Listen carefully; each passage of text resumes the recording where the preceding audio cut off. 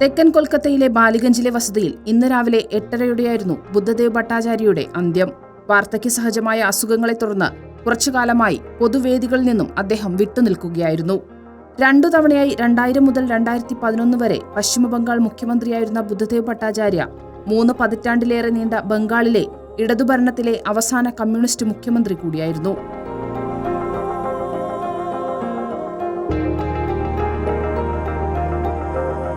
ബുദ്ധദേവ് ഭട്ടാചാര്യയുടെ മരണവാർത്ത ഞെട്ടിക്കുന്നതാണെന്ന് CPM general secretary Sitaram Yechury എക്സിൽ കുറിച്ചു.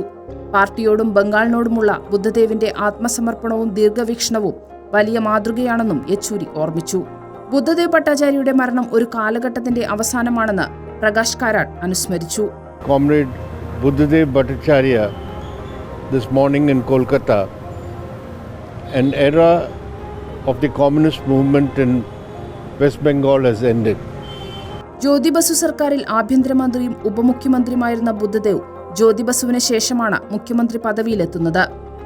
2011 തെരഞ്ഞെടുപ്പിൽ തൃണമൂൽ കോൺഗ്രസിനോട് പരാജയപ്പെട്ട ശേഷം 2015 CPM പോളിറ്റ് ബ്യൂറോയിൽ നിന്നും കേന്ദ്ര കമ്മിറ്റിയിൽ നിന്നും അദ്ദേഹം രാജിവെച്ചു. പിന്നീട് സംസ്ഥാന സെക്രട്ടേറിയറ്റ് അംഗത്വവും ഉപേക്ഷിച്ചു.